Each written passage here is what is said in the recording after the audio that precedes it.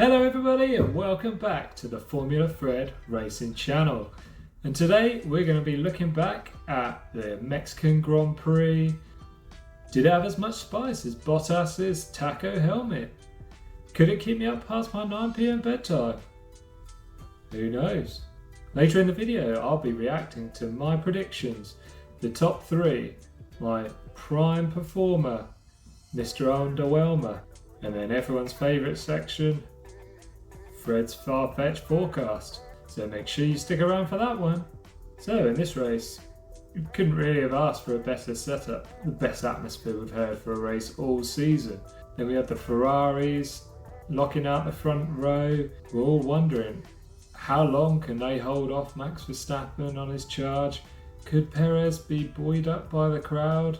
Could he push through and do something? It was all there for us. Then 3 lights, 4 lights, 5 lights, and away we go. Straight away. We knew what the race was going to be like. Max gets a great run, and rather than what he did in 2021 where he went round the outside of the 2 Mercedes, he just thought, I'm going to go straight down the middle. How? And then was, in the lead by corner 1, and everyone's there waving, see ya. It would have been interesting to see what had happened if Perez, who made an incredible start, was 0.06 seconds quicker reaction than Verstappen, and came around the outside. We're thinking, oh, here's the old Checo that we used to know. He's got this Red Bull firing, these boys, they know what they're doing. But no, he just needed to be a bit more patient on that one, drop back in and bide his time, because that car was so fast that it would have been easy pickings. But no, he went for the move, turned in on Charles, and that was it. Lap 1, corner 1, and most of the Mexican fans, they weren't happy, and the crowd started emptying from then on. After that incident happened, it kind of set up a delicate game of chess for Lewis for the next few laps. He was chasing down Danny Rick, who was doing an absolutely amazing job in 5th place, just holding him off. Then, try as he might, Lewis couldn't get through until lap 11. He tried this way, tried that way, got through eventually, and then on to the Ferraris. Whilst he's chasing down the Ferraris, we were thinking, cool, he's going to dispatch them quick. Came up behind Carlos Sainz at a great rate of knots. We were thinking he's just going to quickly nip past him. But again, that's what happens with Mexico. It doesn't let you pass. Except one guy who didn't read those rules. Other than at the front, there wasn't too much action in the midfield, which isn't like 2023. Usually that's where all the action is. Norris's experiment starting on the soft tyres didn't really work. Made it to lap 12, went on to the hard tyres. Tsunoda, very similar time, locked up trying to get past Magnussen, flat spotted his tyres and just carried on. So he went to the back and put his hard tyres on. With those 2 guys on the hard tyres, even as early as it was, really showed that was the tyre to be on. They were setting lap times quicker than, as quick as Max. This is probably what led Mercedes and Max to try the hard tyre much sooner than they probably were expecting to, in a hope that if they have to stop again, then they would have had enough pace in their pocket to have made up the pit stop in between, rather than trying to hang on in there. Now this stage between lap 18 and lap 30, it led to a really fun part of the race where the people that had pitted for new hards, it was as if they'd flipped a switch and they had the old Mercedes qualifying mode on their engines, and they were flying past people as if they weren't even there. The amount of grip on that tyre was unbelievable, and they were making anybody that was trying to extend look a bit silly, to be honest, because those mediums they're hanging on in there okay, but nothing special. Although the two that were making it work, and especially I thought, God, Ferrari have finally given Charles a strategy where he might even be able to keep Max honest if he has to pit again with the big tyre offset. I think they went about another 8-9 laps longer, and even though he came out about 19 seconds behind Max, if he was able to push on those tyres and bring them into a nice window so that they'll be able to run for the whole of the rest of the race, we're on the pace that the other runners had already shown, we could be in for a really exciting end. But of course, another hopeful question and another very quick answer. Unfortunately, K-Mag turned into a corner, his right rear suspension broke, or something on the right failed, leading him to spin and smash the car up, bringing out the first full safety car of the race after the VSC earlier. Now, this is something that really concerns me with this, because I just don't understand why the FIA, the stewards, the race officials, they just don't throw the red flag straight away. I was there screaming at the TV, throw the red flag now! We could all see that the tech pros were broken and it was going to take time to fix them. So, just wasted a couple of laps just trundling around behind the safety car when we all knew what was going to happen. I was really hopeful for the red flag because it would have meant that Lando, Lewis, they would have all got their free tyre change, because those guys were going hard on the hard tyre and it was going to be a struggle to get them to the end. I really don't think Norris would have been able to on that one. But unfortunately, Lando, they just decided, right, well, if it's been 2 laps, they're not going to throw the red flag now. Let's go for it, try and get our cheap pit stop, get them in on the mediums, and then see what we can do from there. And then they decided to throw the red flag. It was almost as if they were doing it just to try and annoy me, and it worked, because Albon got caught out with that as well, both of them losing at least a couple of places each. And the reason why that's relevant, I had him in my fantasy team this week, so that's a shame. Also, this just cut out any of Ferrari's extending all the good work that they'd done. Yes, they could keep the same tyres on, and they had quite decent hard tyres at that point, but it just wasn't going to pay dividends when the others could change around them. Just like Lando, Lewis went on the medium tyres for the rest of the race.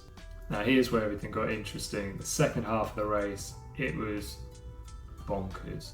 And yeah, so we line up for the second standing start of the race.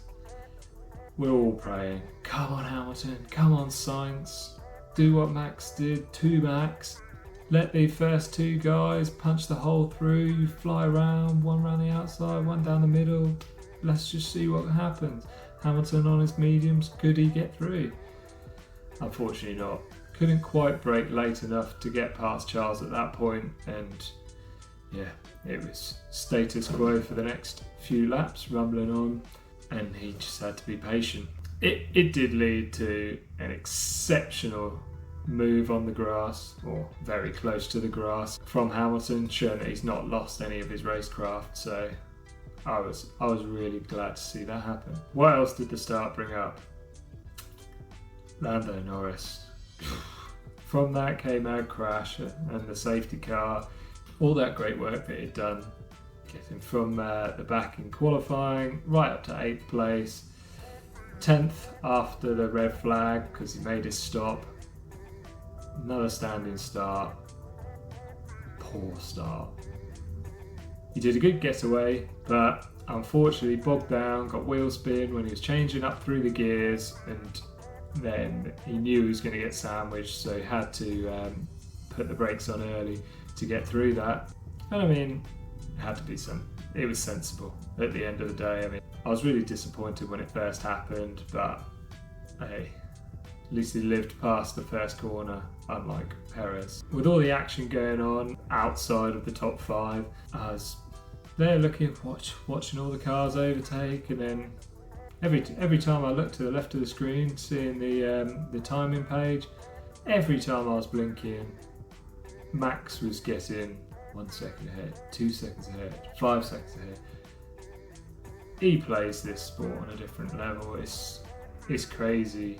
As I say, outside of the top 5, that's where all the action was happening.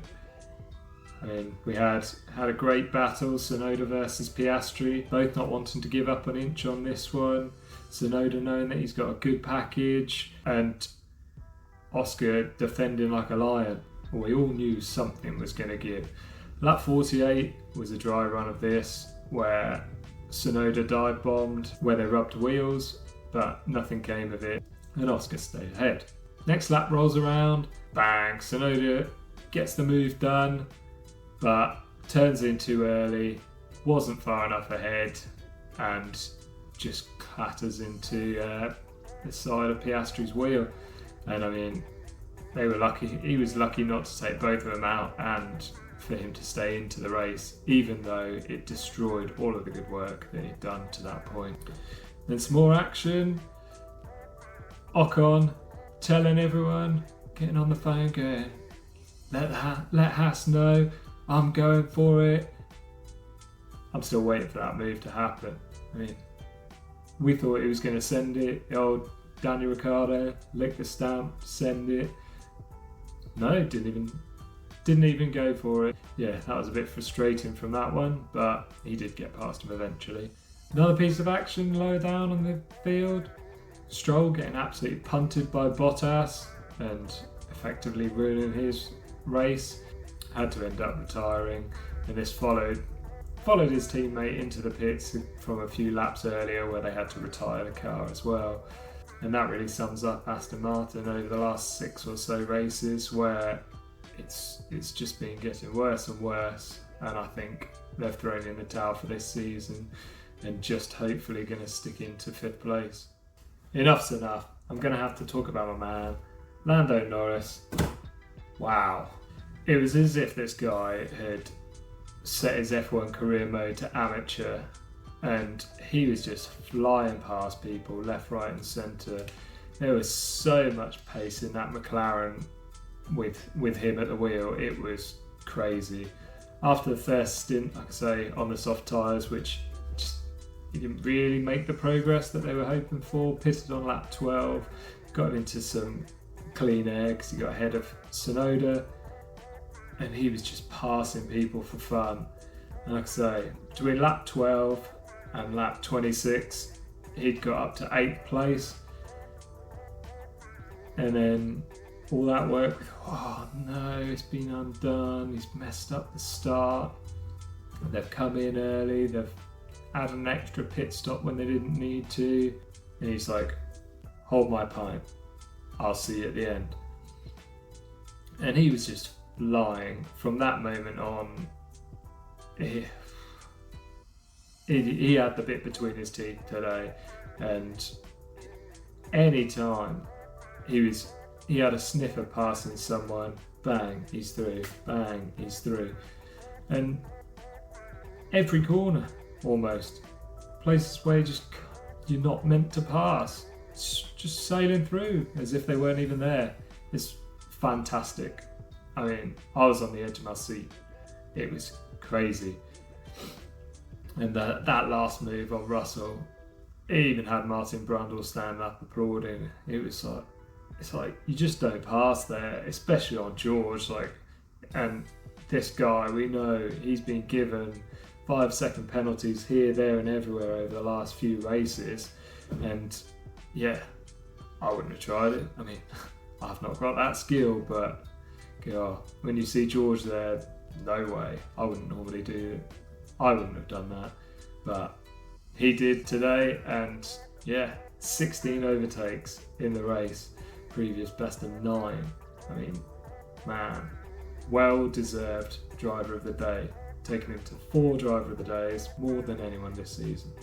Now it's the time that you've all been waiting for. Let's have a look how I did against my predictions. Now, prime performer for this week, I said Lewis Hamilton, and I have to say, 2nd place, fastest lap. I think we can put a tick against that one. I'm happy to say that he performed well. He outperformed the car, beat his teammate by a considerable margin, and keeping Max closest to the pack. Not that he was really that close though, was he? Now, Mr. Underwhelmer. Well, this should really be me this week, shouldn't it? I was hoping that I was going to trick the universe by predicting Lando Norris for this one, and on Saturday I thought, oh no, what have I done? What have I done? I've screwed him. I've picked him for my worst performer of the weekend. He's qualified so low. He proved me wrong, and thank God he did. So I'll happily take the L on that one. Top 3 time. Now, I predicted Hamilton, Verstappen, Russell. 1, 2 and 3 in that order. I got 2 out of 3 right. Wrong order though. So, yeah. Unfortunately, George just wasn't running in the same race as these guys today. He wasn't on it as Lewis was. He didn't quite make the podium today, nor even looked like he was going to. Even nearly got passed by Ricciardo at the end, who seemed to have saved some pace. Verstappen, that guy, he needs to get some merch saying can't win every race, surely. But with 16 wins out of 19 Grand Prix this season, he's just proven he can do whatever he wants. And to be honest, I think he might have even given up on Singapore so that someone else could have a go.